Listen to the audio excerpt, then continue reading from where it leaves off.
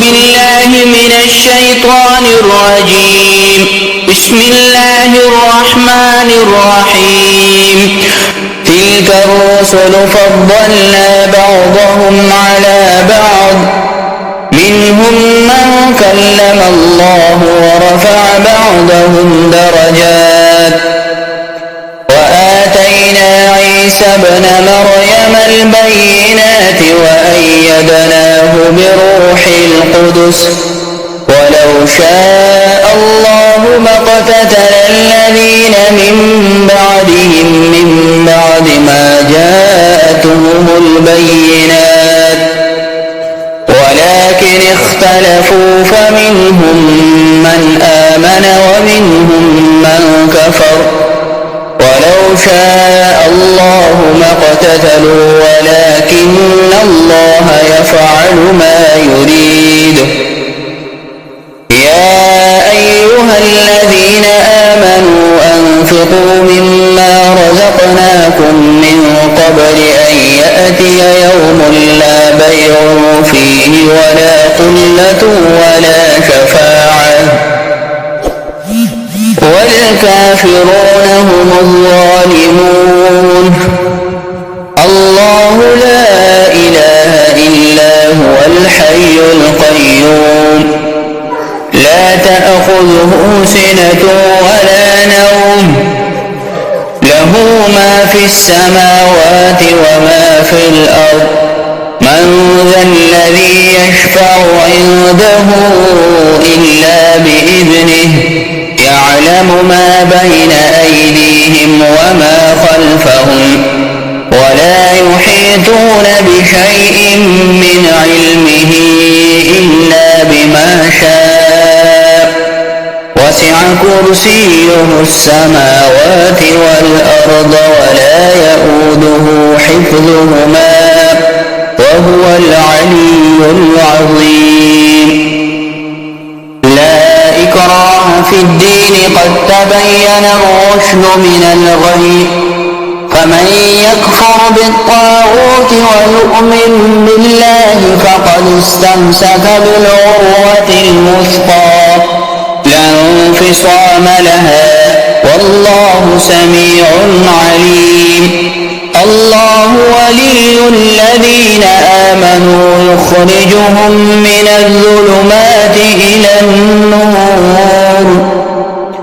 والذين كفروا أولياؤهم الطاغوت يخرجونهم من النور إلى الظلمات، أولئك أصحاب النار هم فيها خالدون. ألم تر إلى الذي حاج إبراهيم في ربه أن آتاه الله الملك، إذ قال إبراهيم ربي الذي يحيي ويميت قال أنا أحيي وأميت، قال إبراهيم فإن الله يأتي بالشمس من المشرق فأت بها من المغرب فبهت الذي كفر، والله لا يهدي القوم الظالمين. أو كالذي مر على قرية وهي خاوية على عروشها، قال أنى يحيي هذه الله بعد موتها، فأماته الله 100 عام ثم بعثه، قال كم لبثت؟ قال لبثت يوما أو بعض يوم، قال بل لبثت 100 عام فانظر إلى طعامك وشرابك لم يتسنه، وانظر إلى حمارك ولنجعلك آية للناس، وانظر إلى العظام كيف ننشزها ثم نكسوها لحما، فلما تبين له قال أعلم أن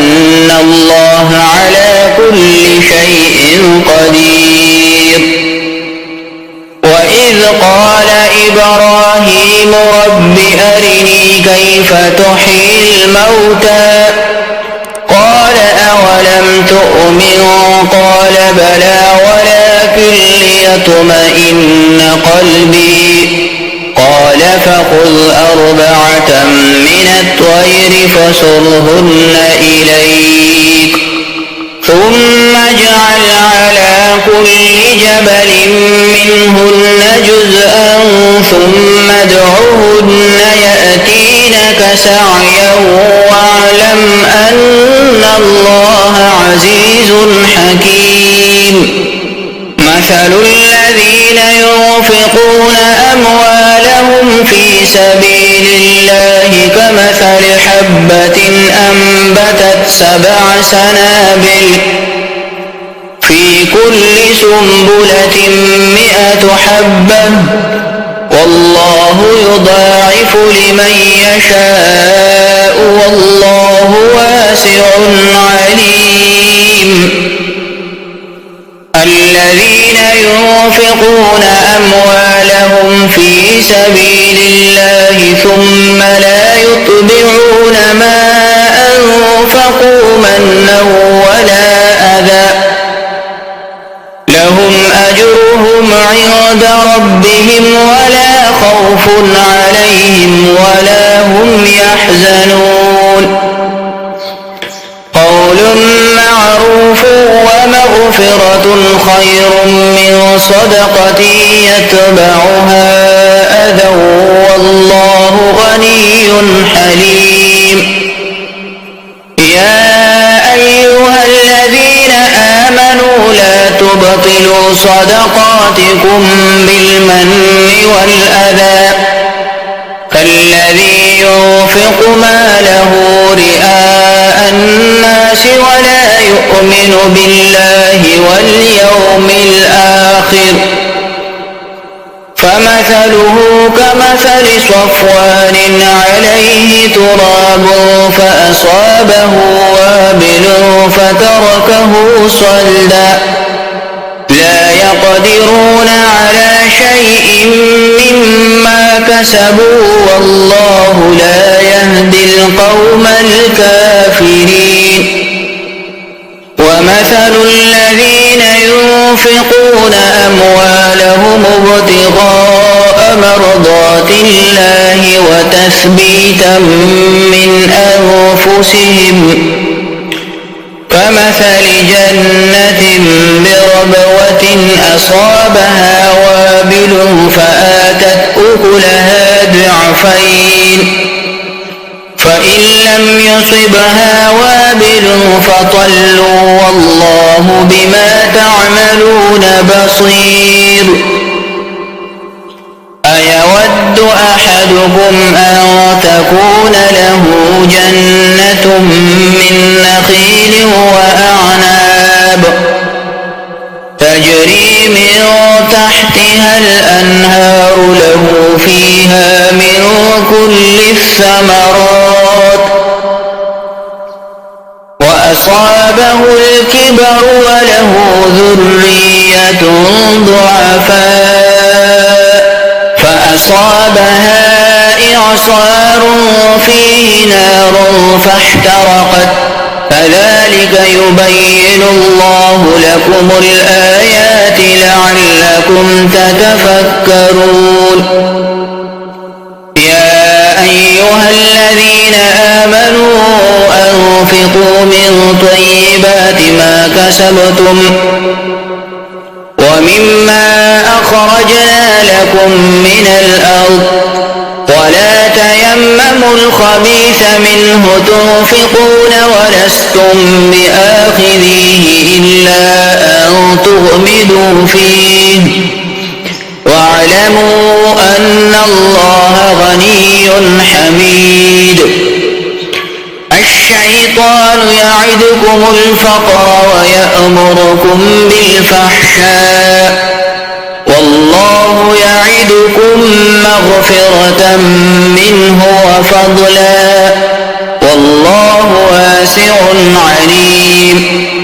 يؤتي الحكمة من يشاء ومن يؤت الحكمة فقد أوتي خيرا كثيرا وما يذكر إلا أولو الألباب وما أنفقتم من نفقة أو نذرتم من نذر فإن الله يعلمه وما للظالمين من أنصار إن تبدوا الصدقات فنعما هي وإن تخفوها وتؤتوها الفقراء فهو خير لكم ويكفر عنكم من سيئاتكم والله بما تعملون خبير ليس عليك هداهم ولكن الله يهدي من يشاء وما تنفقوا من خير فلأنفسكم وما تنفقون إلا ابتغاء وجه الله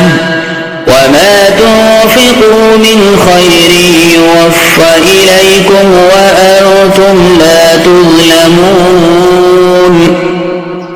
للفقراء الذين أحصروا في سبيل الله لا يستطيعون ضربا في الأرض يحسبهم الجاهل أغنياء من التعفف تعرفهم بسيماهم لا يسألون الناس إلحافا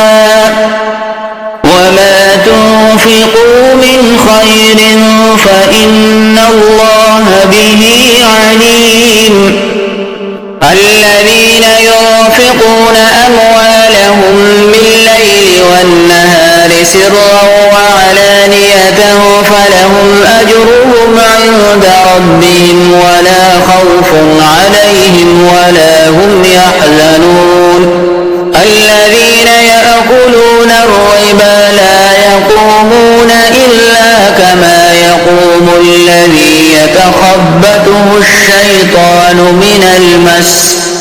ذلك بأنهم قالوا إنما البيع مثل الربا وأحل الله البيع وحرم الربا فمن جاءه موعظة من ربه فانتهى فله ما سلف وأمره إلى الله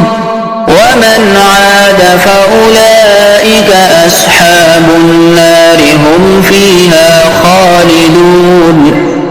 يمحق الله الربا ويربي الصدقات والله لا يحب كل كفار أثيم إن الذين آمنوا وعملوا الصالحات وأقاموا الصلاة وآتوا الزكاة لهم أجرهم عند ربهم ولا خوف عليهم ولا هم يحزنون يا أيها الذين آمنوا اتقوا الله وذروا ما بقي من الربا إن كنتم مؤمنين فإن لم تفعلوا فأذنوا بحرب من الله ورسوله وإن تبتم فلكم رؤوس أموالكم لا تظلمون ولا تظلمون وإن كان ذو عسرة فنظرة إلى ميسرة وأن تصدقوا خير لكم إن كنتم تعلمون واتقوا يوما ترجعون فيه إلى الله ثم توفى كل نفس ما كسبت وهم لا يظلمون يا أيها الذين آمنوا إذا تداينتم بدين إلى أجل مسمى فاكتبوه وليكتب بينكم كاتب بالعدل ولا يأب كاتب أن يكتب كما علمه الله فليكتب وليملل الذي عليه الحق وليتق الله ربه ولا يبخس منه شيئا فإن كان الذي عليه الحق سفيها أو ضعيفا أو لا يستطيع أن يمل هو فليملل وليه بالعدل واستشهدوا شهيدين من رجالكم فإن لم يكونا رجلين فرجل وامرأتان ممن ترضون من الشهداء أن تضل إحداهما فتذكر إحداهما الأخرى ولا يأبى الشهداء إذا ما دعوا ولا تسأموا أن تكتبوه صغيرا أو كبيرا إلى أجله ذلكم أقسط عند الله وأقوم للشهادة وأدنى ألا ترتابوا إلا أن تكون تجارة حاضرة تديرونها بينكم فليس عليكم جناح ألا تكتبوها وأشهدوا إذا تبايعتم ولا يضار كاتب ولا شهيد وإن تفعلوا فإنه فسوق بكم واتقوا الله ويعلمكم الله والله بكل شيء عليم وإن كنتم على سفر ولم تجدوا كاتبا فرهان مقبوضة فإن أمن بعضكم بعضا فليؤد الذي اؤتمن أمانته وليتق الله ربه ولا تكتموا الشهادة ومن يكتمها فإنه آثم قلبه والله بما تعملون عليم لله ما في السماوات وما في الأرض وإن تبدوا ما في أنفسكم أو تخفوه يحاسبكم به الله فيغفر لمن يشاء ويعذب من يشاء والله على كل شيء قدير آمن الرسول بما أنزل إليه من ربه والمؤمنون كل آمن بالله وملائكته وكتبه ورسله لا نفرق بين أحد من رسله وقالوا سمعنا وأطعنا غفرانك ربنا وإليك المصير لا يكلف الله نفسا إلا وسعها لها ما كسبت وعليها ما اكتسبت ربنا لا تؤاخذنا إن نسينا أو أخطأنا ربنا ولا تحمل علينا إصرا كما حملته على الذين من قبلنا ربنا ولا تحملنا ما لا طاقة لنا به واعف عنا واغفر لنا وارحمنا أنت مولانا فانصرنا على القوم الكافرين بسم الله الرحمن الرحيم ألف لام ميم الله لا إله إلا هو الحي القيوم نزل عليك الكتاب بالحق مصدقا لما بين يديه وأنزل التوراة والإنجيل من قبل هدى للناس وأنزل الفرقان إن الذين كفروا بآيات الله لهم عذاب شديد والله عزيز ذو انتقام إن الله لا يخفى عليه شيء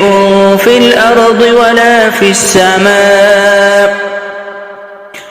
هو الذي يصوركم في الأرحام كيف يشاء لا إله إلا هو العزيز الحكيم هو الذي أنزل عليك الكتاب منه آيات محكمات هن أم الكتاب وأخر متشابهات فأما الذين في قلوبهم زيغ فيتبعون ما تشابه منه ابتغاء الفتنة وابتغاء تأويله وما يعلم تأويله إلا الله والراسخون في العلم يقولون آمنا به كل من عند ربنا وما يذكر إلا أولو الألباب ربنا لا تزغ قلوبنا بعد إذ هديتنا وهب لنا من لدنك رحمة إنك أنت الوهاب ربنا إنك جامع الناس ليوم لا ريب فيه إن الله لا يخلف الميعاد إن الذين كفروا لن تغني عنهم أموالهم ولا أولادهم من الله شيئا وأولئك هم وقود النار كدأب آل فرعون والذين من قبلهم كذبوا بآياتنا فأخذهم الله بذنوبهم والله شديد العقاب قل للذين كفروا ستغلبون وتحشرون إلى جهنم وبئس المهاد قد كان لكم آية في فئتين التقطا فئة تقاتل في سبيل الله وأخرى كافرة يرونهم مثليهم رأي العين والله يؤيد بنصره من يشاء إن في ذلك لعبرة لأولي الأبصار زين للناس حب الشهوات من النساء والبنين والقناطير المقنطرة من الذهب والفضة والخيل المسومة والأنعام والحرث ذلك متاع الحياة الدنيا والله عنده حسن المآب قل أنبئكم بخير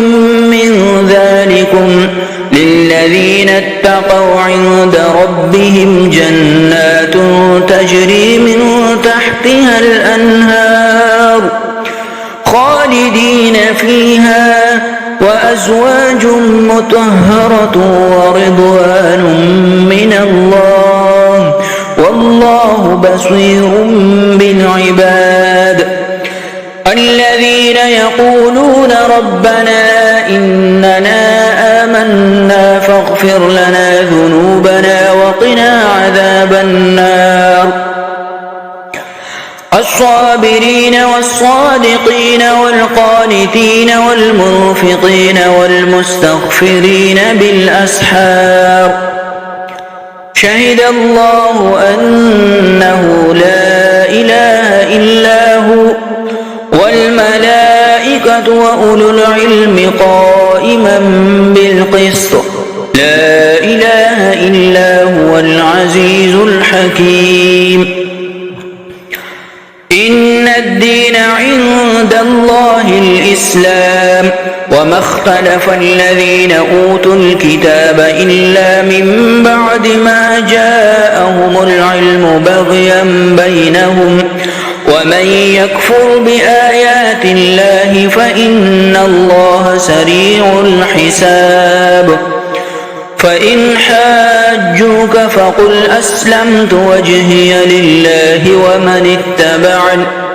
وقل للذين أوتوا الكتاب والأميين أأسلمتم فإن أسلموا فقد اهتدوا وإن تولوا فإنما عليك البلاغ والله بصير بالعباد إن الذين يكفرون بآيات الله ويقتلون النبيين بغير حق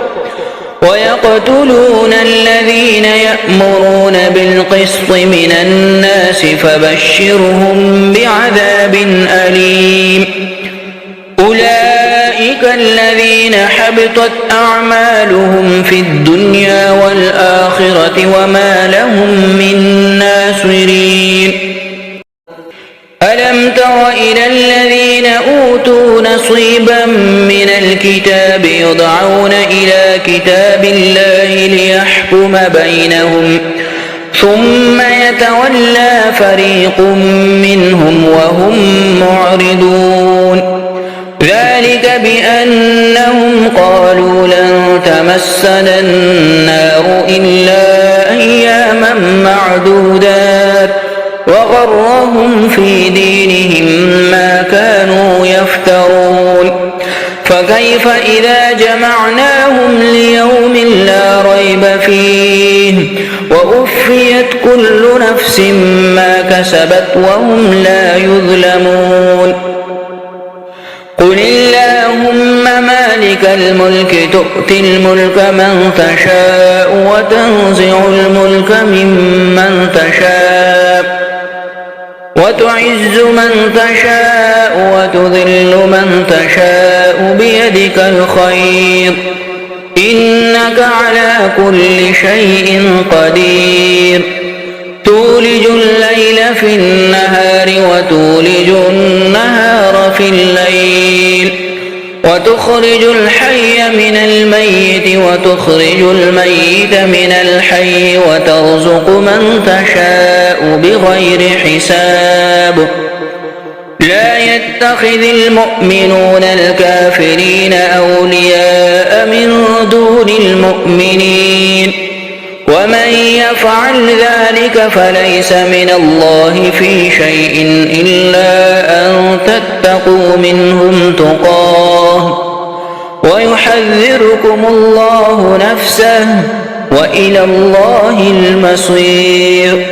قل إن تخفوا ما في صدوركم أو تبدوه يعلمه الله ويعلم ما في السماوات وما في الأرض والله على كل شيء قدير يوم تجد كل نفس ما عملت من خير محضرا وما عملت من سوء تود لو أن بينها وبينه أمدا بعيدا ويحذركم الله نفسه والله رؤوف بالعباد قل إن كنتم تحبون الله فاتبعوني يحببكم الله ويغفر لكم ذنوبكم والله غفور رحيم قل أطيعوا الله والرسول فإن تولوا فإن الله لا يحب الكافرين. إن الله اصطفى آدم ونوحا وآل إبراهيم وآل عمران على العالمين ذرية بعضها من بعض والله سميع عليم. إذ قالت امرأة عمران رب إني نذرت لك ما في بطني محررا فتقبل مني إنك أنت السميع العليم. فلما وضعتها قالت رب إني وضعتها أنثى والله أعلم بما وضعت وليس الذكر كالأنثى وإني سميتها مريم وإني أعيذها بك وذريتها من الشيطان الرجيم. فتقبلها ربها بقبول حسن وأنبتها نباتا حسنا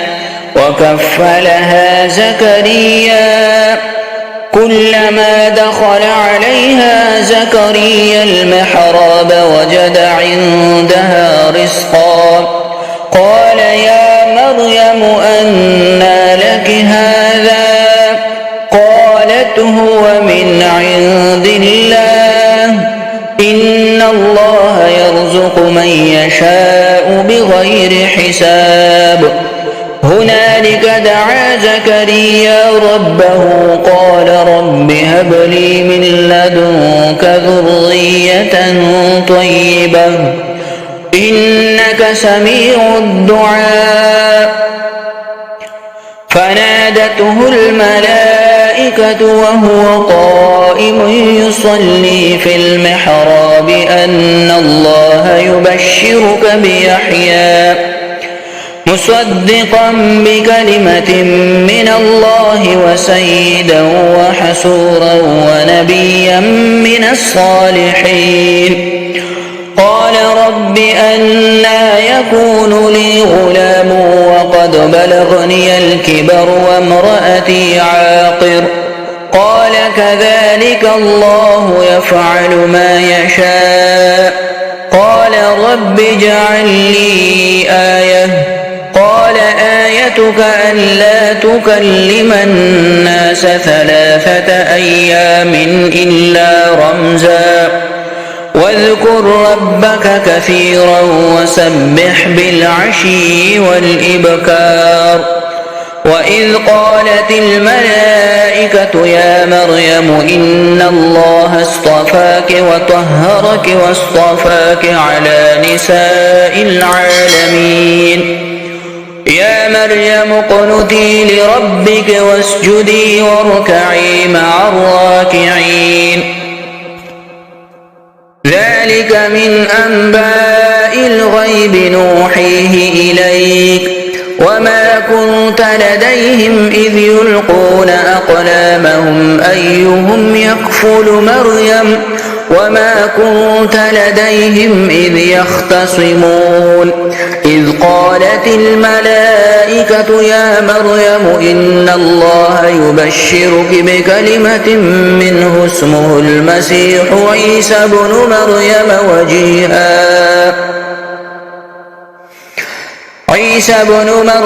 وجيها في الدنيا والآخرة ومن المقربين ويكلم الناس في المهد وكهلا ومن الصالحين. قالت رب أنى يكون لي ولد ولم يمسسني بشر قال كذلك الله يخلق ما يشاء إذا قضى أمرا فإنما يقول له كن فيكون.